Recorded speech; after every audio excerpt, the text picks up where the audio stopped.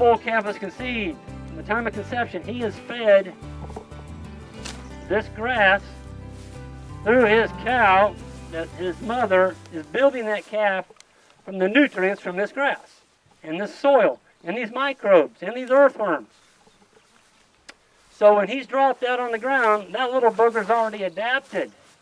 He's adapted to this farm, this soil, this forage, my management. So these cows, we don't vaccinate anymore. We haven't vaccinated for probably 12 years. We don't worm. We don't even give a blackleg shot. Now, people have told me I'm going to get burned on the blackleg, so be careful if you don't do what I'm doing. I may get burned. But one of the things that is helping me is there is not a lot of bare soil around here, folks. Blackleg organism hangs out in bare soil. We're moving these cows twice a day on large areas. We're getting them going. We're moving. We're in the winter stockpiling mode right now, folks. We don't want to take this plant down too short. We're not going to have any winter stockpile. Yes? What about your fly control? These cows don't have a fly on them.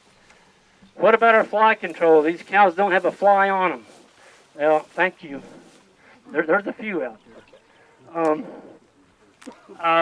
You notice all the tree swallow houses. That's what these are, these bird houses.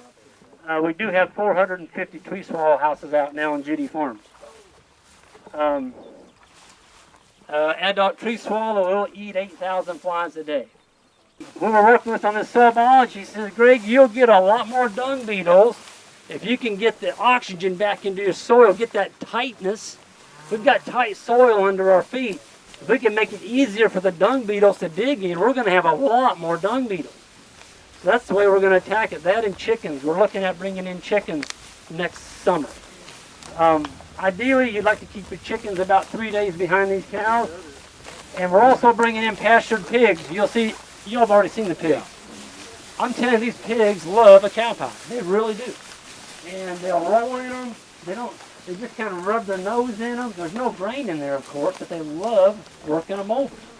So if I can get pigs to work these cow paths over, I may go pigs and chickens just until I get my dung beetle. If you're moving across your farm right now, and you're making your cows take this thing down to 4 inches, you went in, it was 12 to 14, and we're going to go all winter without feeding hay. Ain't going to happen. What if we just took the top third? Now we've got this huge solar collector across all of Judy Farms. It's going to grow back quicker. We got maximum animal performance. Our cows are all going to be a body condition score of 6.5 to 7 going into winter. All this grass comes blasting back because we're moving forward. See, this won't get grazed again until deer season. We're not going to be back here till the end of November. So all fall, everything we leave, as we leave tomorrow, this will not have an animal chewing on it. Okay? So winter stockpile, everybody says, the professionals, you need to mow this grass off. Clip it. Put down 60 pounds of in. What if it doesn't rain? You just mowed down all your winter feed. You also put down 60 pounds of in. That wasn't free either. They're likely to kill your cow. It kills bacteria and fungi. It kills bacteria and fungi. Also kills cows. If you're grazing correctly and you're stocked appropriately, you ought to be able to graze your whole farm, just taking the top third off, and you're not going to hurt anything. You're going to have plenty of grass. Your farm's going to do better, and you're not going to overgraze the spot. Once you've overgrazed the spot in the fall, it's not going to come back. You don't have any time. It's done. You've already boogered it up. Yes? Yeah, I heard you say earlier, so when you come back through in the winter, how far now you've got your grasses down, whatever, how far does it come back before you graze it fully again? regrown. And then do you By the still, winter- how much do you take off then in the winter when In the the winter, grass is we're doing growing? a little bit different. I used to promote that, it's a dormant plant. It's not growing. There's no photosynthesis.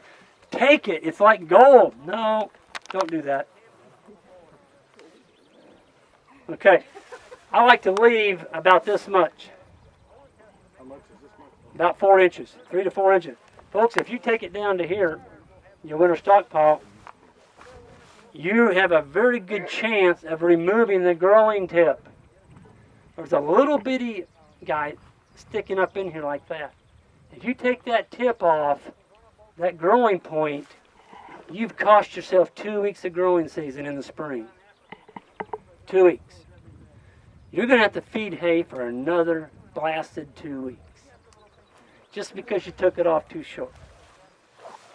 If you get rain in the springtime, the more cover that you can afford to leave or trampled on the ground, it's going to hold more groundwater, more rain. That's what we're trying to do. We're trying to capture every drop that falls on our farm. We want to hold it right here. The process of the animal is a little, well, on my screen down here, it just kind of looks like the end of your fingernail. It's just a clear spot. And then you have the intercostals, which we call railroad tracks. And with every animal, you take 2 different images to be able to get all of the different measurements that you want. But just so that you understand this muscle shape score, this ribeye ratio right here, the score ranges from 0 to 1, okay? And 0 and 1 are theoretical. You can never have an animal score 0 or an animal score 1, but they can score pretty much anywhere in between. What we target for animals that are going to have a really good cutout, high yield animals, we're targeting animals that are going to be basically a 0.45 or higher. Okay, that's what we're looking for. Another thing, all of this data, if I were to come to you, this is your place, your cattle at your ranch under your management. And this data goes into an Excel spreadsheet, and I print that out and I send it to you, and you have it. So it's, you know, if you want to sell bulls or heifers or whatever, you can do it with that. We're on part of my grandfather's place, and I own part of it, and one of my aunt owns behind us here, but I still farm this whole place, and this is just one of the farms that we operate on. So we run about 1,250 acres, and 450 or so is annual crop ground, and the rest is in pasture. So I like to refer to myself, to all those people who don't know me, as professional solar collection, ecosystem developing, rejuvenative agriculturalist. And I utilize cows most of the time as my tool of choice to harvest solar energy. I was pretty well ready to give up annual crops entirely. I was tired of fighting the rat race and running the treadmill, and I don't have enough acres to get any quantity discounts. And so I was ready to give it up, and then I heard Gabe Brown and Ray Archuleta talk about cover crops, and so I jumped into that boat. Everything I do now is about soil health, and so I utilize all the tools I have to improve the soil health because I figure it's going to take care of me long term. The chickens are for flies. I mean, they are pasture sanitation. That's what I have the chickens for. The eggs are a byproduct. I could care less whether I sell an egg or not, and that's generally why I'd want more chickens, because they would complete the sanitation process. You can find some of their piles out here that they've been through, and there's nothing left. I mean, they'll take them, just totally obliterate a patio. And I don't really I don't really use any other fly control except for that and apple cider vinegar. The chickens run 4 days behind my cows generally. I've got them here following these calves just for show reasons. They'll move back out with my cows here as soon as this field day's over. This dog's about 1.5 years old, and he's been pretty good. He has never eaten a chicken. He has played many chickens to death. But he's getting better. That was my idea, was to weigh them as they're watering, and so I utilize this as my watering tank. In here I also have an apple cider vinegar injector that I inject the apple cider vinegar for these animals directly into it at a 1 to 500 ratio. I built this winter once technology caught up with the idea that I had about 3 or 4 years ago, and kept up with me. The universities utilize stationary weigh units that do the same thing, but they want a lot of money for those, and they're stationary, and everything I do is mobile. And so this whole unit is balanced so that I can just hook it up to my gator. I got the tank sitting right over top the axle. I just flip her down, extend the tongue out, hook it onto me, pull it to the next place. I got a reel in here that I just wind the hose up, and it's got a quick connect that goes into the next place in my water system. Explain how the scale is working now. Do they walk clear in? So when they walk in here, this is supposed to be solid, open for visual reasons for you all. That's right. And when they step on, So they step on with 4 legs. no, they step on with 2. I'm only weighing their front half. Oh, okay. And you'll get basically their carcass weight when you weigh their front half. That's interesting. I mean, at least that's what the university told me. Okay. That's about the most information I got out of them. So when they step on their front half, I get their basic carcass weight, and they can drink, and it reads their ID tag right up here on top is the tag reader on their ear. And the problem is I've got calves that are weighing 6-8 times a day because obviously they're drinking that many times. That's totally fine, but I might have 50 pounds difference between the lightweight and the heavyweight. But that's only 8 gallons of water, and on a 700 or 800 pound animal, that's not a very big difference. So I have no stationary scales to compare their actual weight to this weight, and so I need to get that before I can ever give actual But data. it's consistent each time they step on.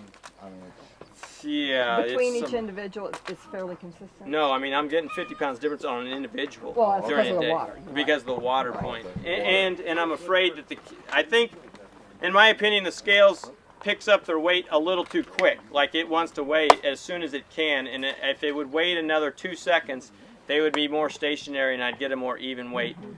It's just a software issue with the company. They didn't design it for this, obviously.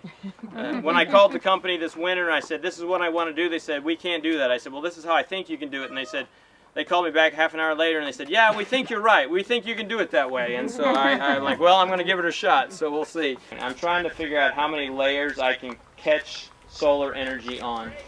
How many businesses that I can run or I can have others run on my farm. I've got 1,250 acres.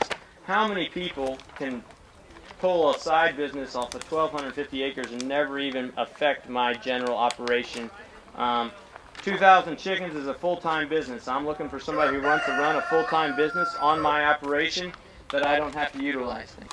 So over here where it's flat, I mean, I really want to run contours that run every 150 feet up this way and put trees on all those lines in lots of different areas. I've got to start with an overstory of pecans, understories of your fruit trees of probably apples and cherries, and then you're going to have your shrubs and bushes. You're going to have your currants, your gooseberries, your raspberries, your blackberries, and then whether I get into the Mark Shepard side of things where I start looking at the hazelnut and those kind of things, I'm not sure, but I think there's really possibilities out here. And that will also give me water storage, which I think is a huge tool that we let flow off, and I'm terrible about it, how much water flows off this ground, and right now I'm dry. I could use all that water back again. But it's just utilization of catching and releasing of water. So the things I really spend a lot of time thinking about is how I can catch water, store it, and then let solar energy convert it into biomass that I can sell. Whether that be grass or nuts or berries or chickens or eggs or anything. So I really think there's a lot of complementary businesses that can run on a farm, a diversified farm. You just got to think far enough ahead that those things are going to be profitable.